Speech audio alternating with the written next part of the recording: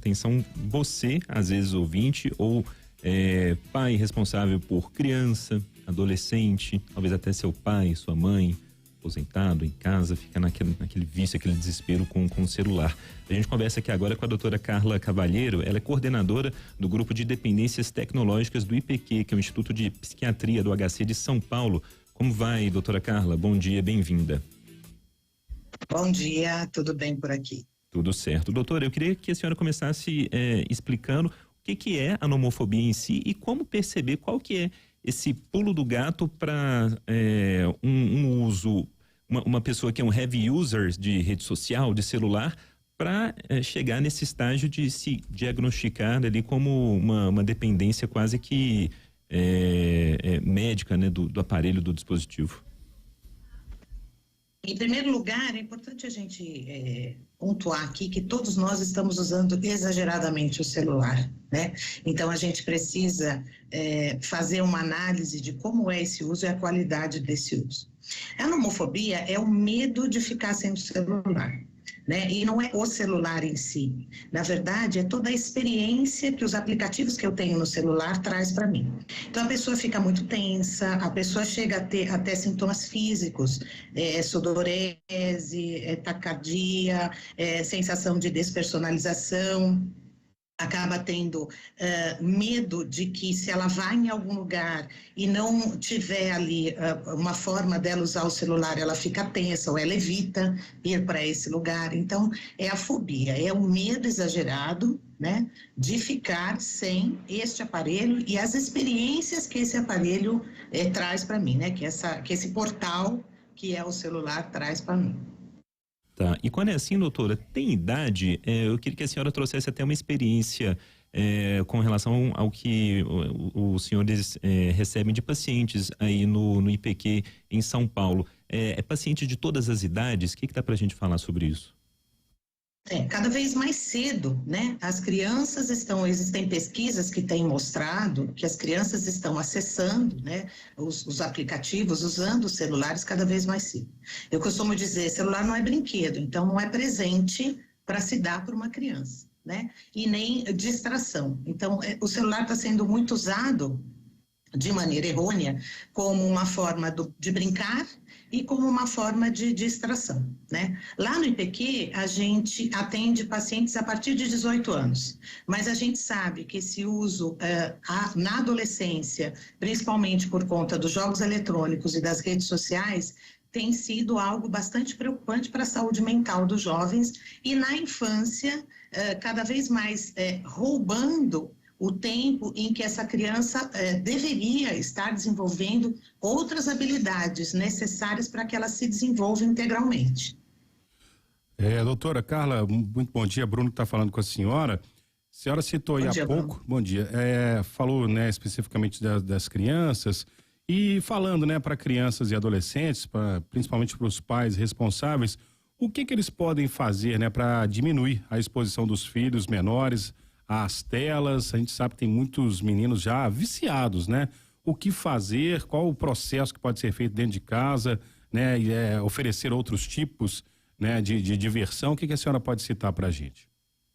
Esse é o principal, né? Não dá para você dizer para o seu filho, para sua filha, ou para a criança ou para o adolescente, não fique nas telas, né? Só.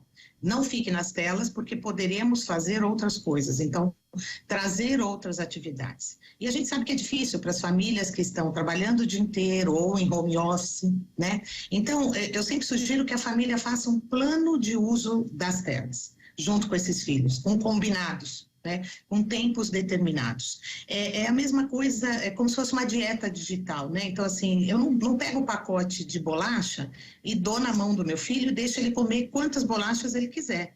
Porque eu sei que aquilo a longo prazo, se ele tiver esse hábito, vai fazer mal para ele, para a saúde dele, né? Então, é a mesma coisa com as telas. Eu deixar estes filhos, né, adolescentes ou crianças, navegar, acessar o tempo todo, eles estarão subjugados a todo esse design que, né, os aplicativos, falando, por exemplo, em redes sociais, eles têm, né, que é de querer sequestrar a sua atenção, de querer o seu engajamento, né, porque eles trabalham a partir desta questão do engajamento. E esses mecanismos, né, esses aplicativos, eles agem no nosso sistema de recompensa cerebral. Então, assim, é legal, é bacana, dá a sensação de prazer e eu vou querer mais daquilo, né? E se a gente pensar em cérebros infantis, que são cérebros que ainda, do ponto de vista da maturação, eles ainda não estão prontos, eles ficam muito mais suscetíveis e é muito mais difícil para eles pensarem, puxa, isso aqui vai fazer mal para mim, eu vou parar agora. Né? Então, essa regulação, na verdade, tem que vir externamente. Né? Fazer um plano de uso de telas é algo bem interessante que tem dado muito certo, né? Com os jovens e com as crianças. Doutora, e adiar, né? Desculpa. Não, e adiar o início do uso, né, do celular. Então, por exemplo, a Sociedade Brasileira de Pediatria, ela preconiza que antes dos 2 anos a criança não deva ter acesso nenhum às telas, porque as telas roubam este tempo de desenvolvimento de funções absolutamente essenciais para que ela se desenvolva integralmente. Doutora, na primeira resposta a senhora falou sobre alguns sintomas, se a gente pode falar assim, né, da pessoa que se enquadra aí nesse quadro de nomofobia, sudorese, taquicardia, uma ansiedade muito grande. O ouvinte aqui em Belo Horizonte que se percebeu, né, nessa situação, um filho, uma pessoa conhecida, qual que é a recomendação que a senhora dá? Aí já é o caso de a pessoa realmente buscar um auxílio profissional? Sim, sim. Né? Se você começa a perceber que aquilo está tendo um prejuízo na qualidade de vida, né, em questões profissionais, questões educacionais, questões familiares, sociais, é importante que você vá buscar ajuda. Nós, do IPQ aqui de São Paulo, a gente tem um tratamento de dependência tecnológica a partir dos 18 anos, onde a gente faz uma triagem com esse paciente, entende se esse paciente está nessa categoria de dependente tecnológico e a gente faz um tratamento psiquiátrico e psicoterapêutico conjugado. Doutora Carla, pela experiência da senhora, a nomofobia, ela surgiu, né, esse termo, essa doença, ela surgiu com a criação das redes sociais ou já com o advento da própria internet, lá na década de 90, e se isso já vinha sendo estudado antes, por exemplo, né, quando a televisão foi criada, desde o advento da televisão, as pessoas viciadas, né, em televisão, em acompanhar novelas e tudo. Isso é um processo também, essa doença vem sendo criada, digamos assim, desenvolvida desde lá da década de 70. O que você pode dizer sobre isso? Então, não é que ela se modificou muito, mas, né, a gente se preocupava com a televisão antes do advento da tecnologia, da internet, a gente se preocupava com aquela criança que ficava passivamente vendo muita TV, né? Muito ali subjugada a uma falta total de atividades motoras importantes para o desenvolvimento dela. Então, a gente já se preocupava com isso. O que foi acontecendo é que as coisas foram ficando muito mais robustas, foram ficando muito mais atraentes, né? Hoje a gente tem no smartphone uma infinidade de coisas. A gente não vai mais no banco, a gente não telefona mais para as pessoas, a gente usa para tudo. Né? Então, a gente precisa tomar cuidado com isso, mas sim, a gente já vem, né? O nosso ambulatório, por exemplo, de dependência tecnológica, ele existe há quase 20 anos, né? Então, a gente já vem estudando já há alguns anos essa questão, há muitos anos, né? Mas ela vem ficando mais difícil a partir do momento que esses mecanismos dos aplicativos, eles vão ficando cada vez mais robustos. Você não tem sinais, por exemplo, de que você tem que parar com aquilo. Por exemplo, antigamente, uma revista, ela terminava, um jornal terminava, um videogame, uma novela terminava, tinha um stop, tinha um parar. Hoje não, né? Doutor, um videogame, né? Uma hora você zerava o videogame e acabava, né? Sim, bem lembrado. Sim. Doutora, como uma curiosidade aqui, a gente falando muito de criança, adolescente, nós adultos, né, trabalhando, né, com esse desespero também, mas como uma curiosidade mesmo, os senhores recebem muitos pacientes na terceira idade, às vezes aquela pessoa que já se aposentou, o filho não tem aquele contato diário, a pessoa não tem um círculo muito grande de amizades e a pessoa às vezes só tem aquele celular ali, ou um tablet que seja, né, como uma companhia.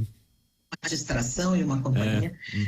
A gente não recebe muito, tá? Mas a gente viu um crescimento sutil desta população por conta da pandemia, que eles foram obrigados positivamente a usar as tecnologias para poder falar com o neto, teve que aprender a fazer uma videochamada, teve que instalar um WhatsApp para poder conversar com as pessoas, e a partir daí eles descobriram um universo de coisas, né, importantes. Mas se a gente comparar uma pessoa mais da terceira idade com uma pessoa jovem, os prejuízos eles podem ser diferentes também, né? Do ponto de vista do que a tecnologia está sequestrando de um e está sequestrando de outro.